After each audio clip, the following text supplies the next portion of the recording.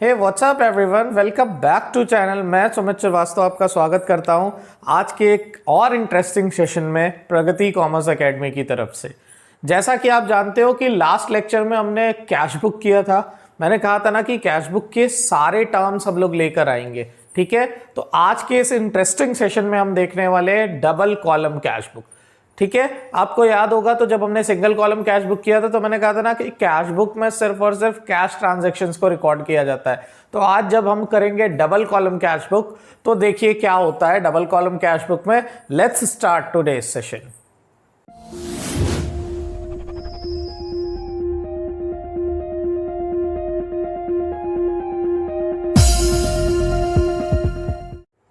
चलिए भाई स्टार्ट करते हैं।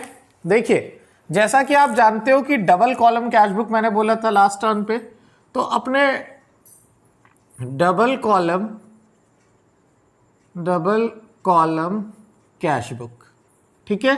मैंने कहा था ना कि डबल कॉलम कैश बुक के बेटा कई पार्ट्स होते हैं, ठीक है। जैसा इसका नाम ही आप लोग देख पा रहे हो क्या है कि डबल कॉलम कैश बुक। तो डबल कॉलम कैश बुक में जो आज हम लोग करने वाले हैं वो है कैश एंड बैंक कॉलम। कौन सा करने वाले हैं? कैश एंड बैंक कॉलम, ठीक है। तो बेसिकली यहां पर हम कैश और बैंक दो पार्टीज का इन्वॉल्वेशन आपको देखने को मिलेगा। तो यहां पर कुछ भी नहीं होगा, कंसेप्ट हमारा एकदम पहले ही जैसा होगा, थोड़े बहुत चेंजेस होंगे वो हम लोग डिस्कस करते हैं।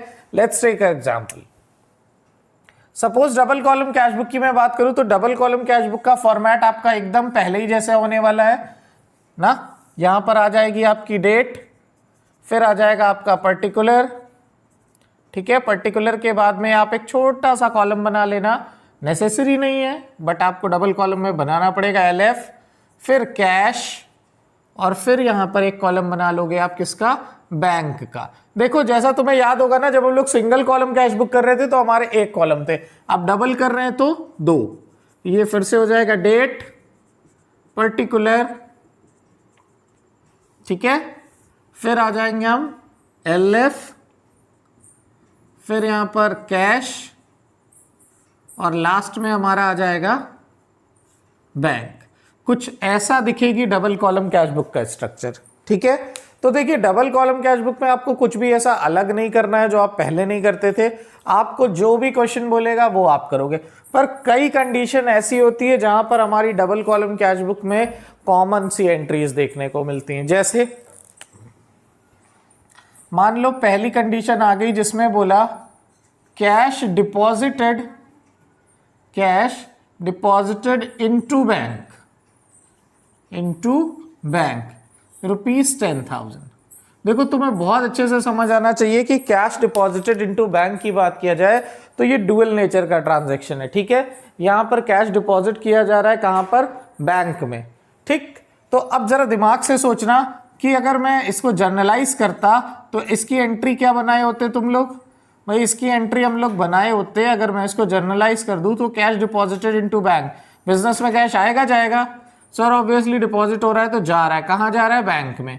तो आपने इसकी एंट्री पास कर दी होती क्या? Bank account debit to cash.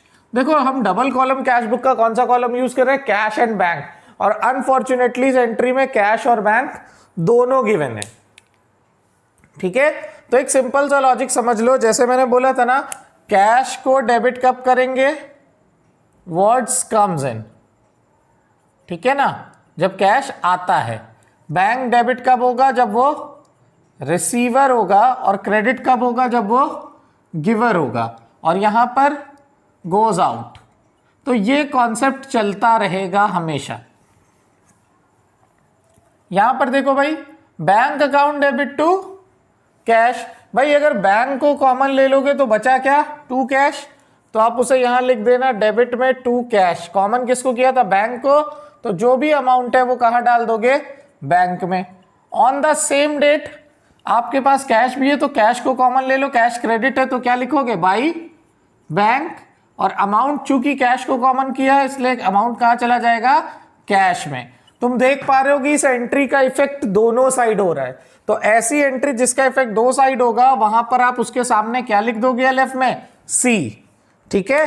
इस सी का मतलब क्या होता है, ऐसी entry double column cash book में जिसका इफेक्ट दोनों साइड होगा उसको कॉन्ट्रा एंट्री बोला जाता है। क्या बोला जाता है, कॉन्ट्रा एंट्री। ठीक है, तो कोई भी कॉन्ट्रा एंट्री जब आप डबल कॉलम कैश बुक में बनाओगे तो आप देखोगे कि उसका इफेक्ट कैश और बैंक दोनों ही साइड होगा। ठीक है, और कभी भी ऐसी सिचुएशन आती है जहां पर कैश और बैंक दोनों साइड उसका यूज होगा तो आप ये जरूर ध्यान रखेंगे कि आपको दोनों साइड उसे पोस्ट करना है। नेक्स्ट आ जाइए, सपोज किसी पार्टी से मुझे एक चेक मिला। ठीक है, तो आप कह सकते हो जैसे कि यहां पर चेक रिसीव्ड फ्रॉम मोहन,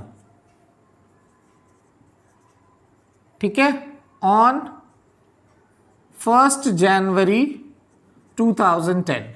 समझते चलो भाई, किसी पार्टी से मुझे चेक मिला। अगर मुझे किसी पार्टी से चेक मिला है तो दो कंडीशंस आपको देखनी पड़ेगी।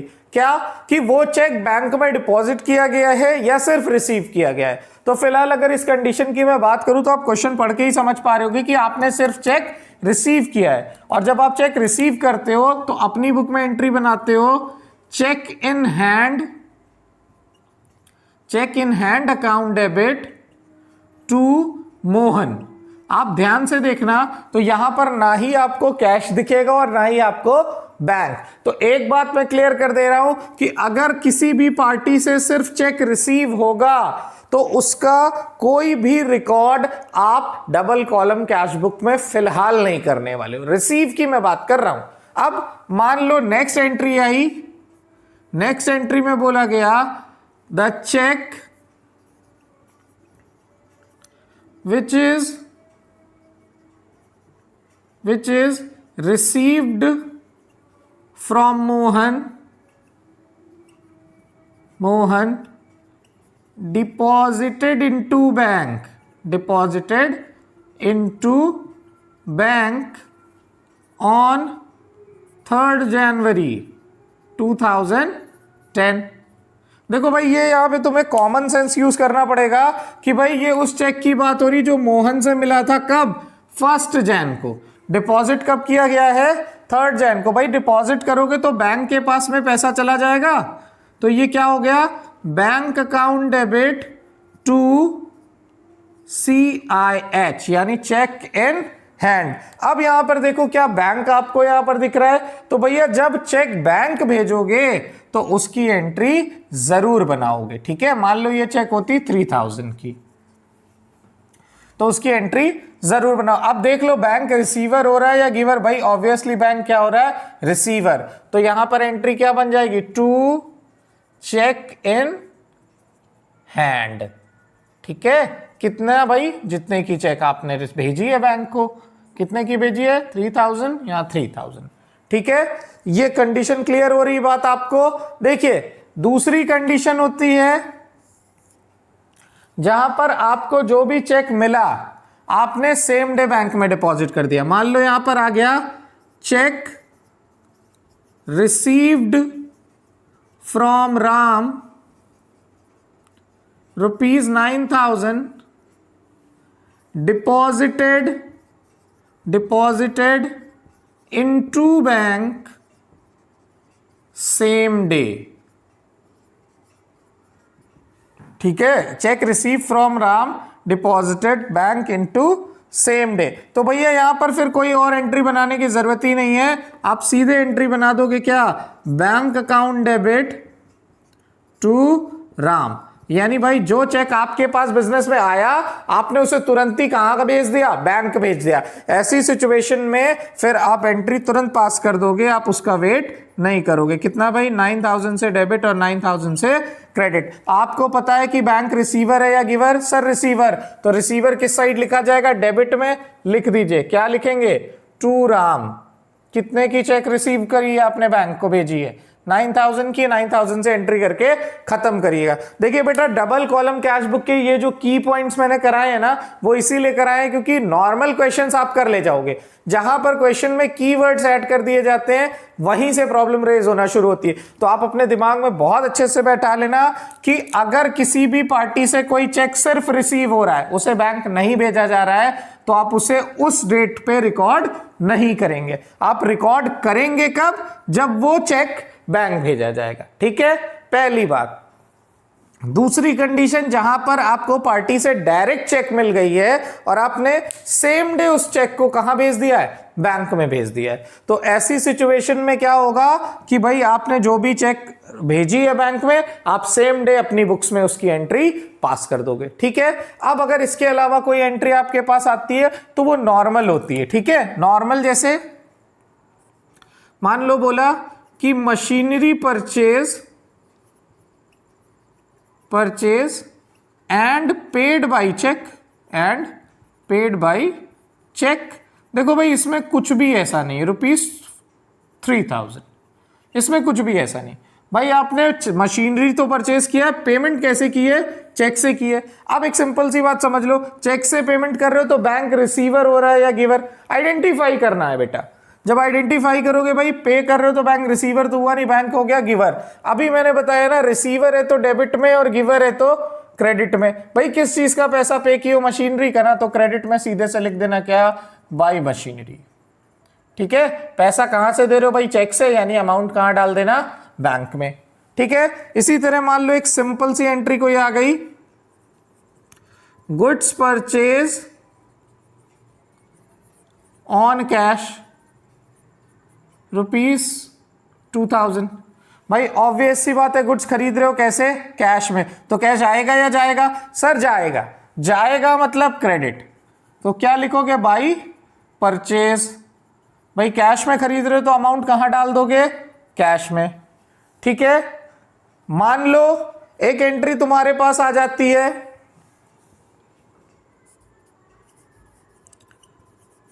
Goods sold and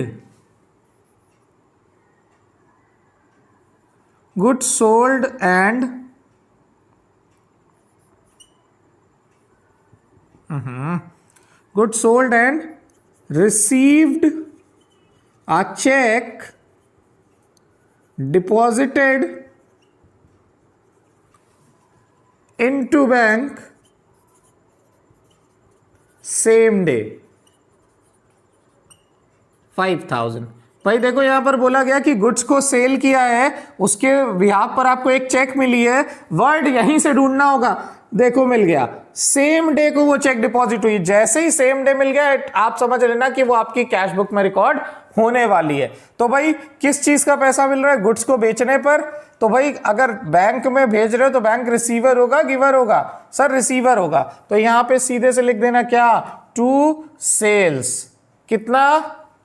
5000। ठीक है, क्लियर हो गई बात? तो बेटा इस तरह से बहुत सारी छोटे छोटे पॉइंट्स आपको देखने को मिलेंगे डबल कॉलम कैश बुक में। चूंकि एमसीक्यूज करने हैं तो ये मुझे लगे कि जितने भी मेजर पॉइंट्स हैं जो आपको परेशान करेंगे वो मैंने आपको एकदम क्लियर करा दिया है। ठीक है, कभी सिचुएशन मान लो ऐसी आ जाए कि कोई भी चेक जो आपने किसी पार्टी को भेजी है वो डिसऑनर कर जाए। डिसऑनर का मतलब है आपने भाई चेक तो काट के दे दिया था, आज क्या हुआ? वो चेक बाउंस हो गई। ठीक है, कोई भी चेक डिसऑनर हो गई या बाउंस हो गई, तो उस सिचुएशन में आपको कुछ नहीं करना होता, कोई पैनिक होने की जरूरत नहीं है। आपने जो भी एंट्री बनाई है उसको रिवर्स कर दीजिएगा। यानी मान लो मैं कहता हूं कि ये चेक जो तुमने रिसीव की थी किससे? राम से। कितने की? 9000 की। वो डिसऑनर हो गई। ठीक है, कब डिसऑनर हो गई? मान लो ये जो एंट्री थी ये 25 जैन की थी, 5 फरवरी को तुम्हें पता चला कि ये चेक क्या हो गई? डिसऑनर हो गई। क्या हो गई? डिसऑनर्ड हो गई। Dishonoured cheque of Ram. तो ऐसी सिचुएशन में पैनिक करने की जरूरत नहीं है। जब चेक रिसीव किया था तो राम को कहां पे डाला था? डेबिट में ना। जैसे ही तुम्हें ये इंफॉर्मेशन होगी कि ये डिसऑनर हो गई, इसको उठाकर कहां लिख देना? बाय राम। क्रेडिट में कितना? जितने की चेक थी 9000। इससे ज्यादा डिसऑनर के केस में और कुछ करने की जरूरत नहीं होती है। ठीक है बेटा, बाकी अगर टोटल की बात करूं तो टोटल जैसे करते थे वैसे ही करोगे। चलो पहले मैं बैंक के साइड का कर लेता हूं। तो ये हो जाएगा 10 और 13,000, 13 और 9, 13 और 9 हो जाएगा 22 और ये 27,000। ऑब्वियसली इधर का टोटल ज्यादा दिख रहा है 27,000। इसको इसके इक्वल करेंगे, ये भी कितना आ जाएगा 27,000। 27,000 में क्या माइनस कर दो 12,000। जब 27,000 में आप माइनस कर दोगे, 27,000 में माइनस करना है कितना 12,000, ये हो गया 5, ये हो गया 1, तो ये आ जाएगा कितना 15,000। जितना भी आता है याद है ना, उसको क्या लिखते हैं बाई बैलेंस C/D, मतलब ये तो कैरी हो गया। अब आ जाओ कैश में, तो भाई कैश में इस साइड का टोटल कितना हो गया 12,000।